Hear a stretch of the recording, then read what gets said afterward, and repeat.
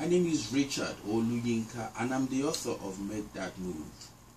Merry Christmas and a Happy New Year to every one of you, and my special message for you today is it is time to stand up for Nigeria. I'm calling the whole world, every African, especially Nigeria, living in the United Kingdom, that it is time to stand up for Nigeria. How many more suicide bombs will it take? How many more thousands of human lives will be lost?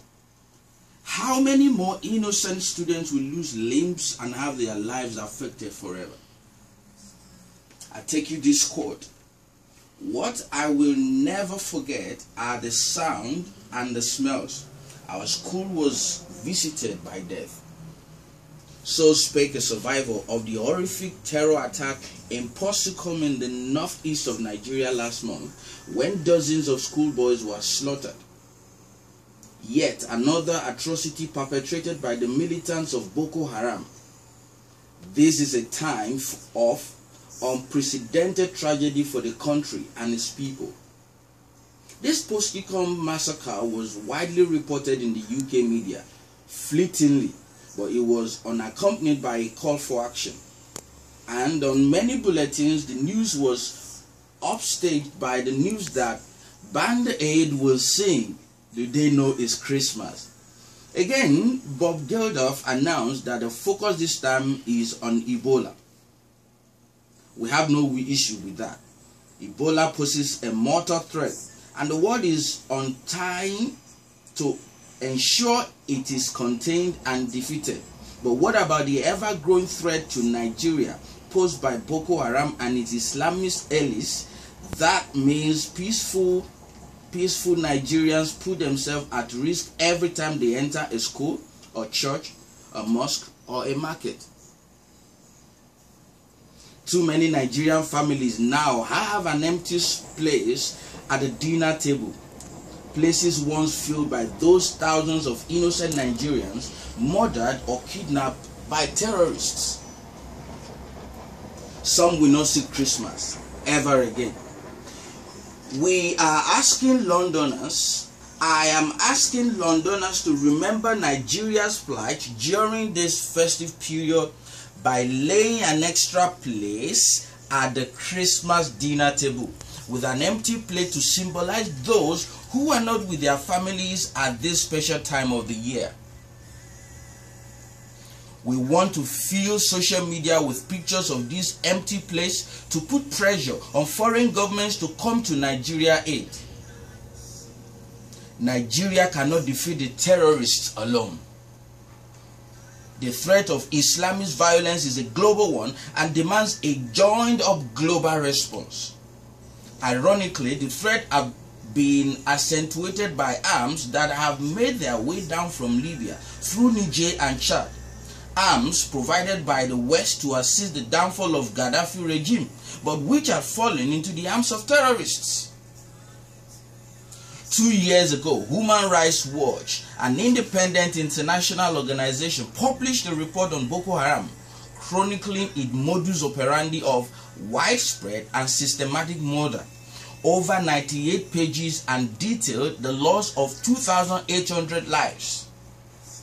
The children of Portsicum are victims of a sustained assault on humanity in Nigeria, which includes the fatal attack on the United Nations compound in Abuja in August 2011, the multiple attacks on Yobo, Adamawa, and Borno State last year, the use of teenage and young women as suicide bombers, the 45 Nigerians killed when terrorists opened fire on a market in Kauri, the much publicized kidnap of the schoolgirls in Chibok, the attack on school children in Portsicum that left 46 dead and 79 injured,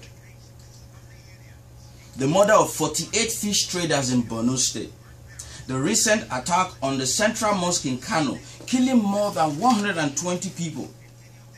This is not a list of most horrific or lethal incidents, simply a few examples of what have become commonplace in our country, Nigeria. The outside world talks a good game, the United States has spent over $1 trillion in the war against terror. And David Cameron said in May, I quote, "If our great-grandfathers were fighting against Prussian domination of Europe, if our grandfathers were fighting fascism, if our fathers were fighting the Cold War against communism, I am afraid to say this struggle against Islamist extremist terrorism, this is the struggle of our generation." And yet, back in Nigeria, we struggle alone. The West has backed rebels in Syria and in Libya, supported regimes in Afghanistan and Iraq, and intervened in Syria alone. The United Nations has a presence in Sudan, Mali, and Central African Republic. What about us? What about Nigeria? Last year, President Obama spoke for an hour about terrorism at the National Defense University in Washington, D.C. His speech contained 6,000 words. His subject matter ranged from Kabul to Mogadishu. Not once did he mention Boko Haram or Nigeria. Nigeria and our people are independent, democratic, liberal, and proud of our education available to our children, regardless of their gender or religion. Our future is under threat from a terrorist group whose very name means Western education is forbidden. We cannot fight them alone. How many suicide bombs will it take? How many more human lives will be lost? How many more innocent students will lose limbs and have their lives affected forever? Thankfully, voices are now being raised in the United Kingdom and elsewhere.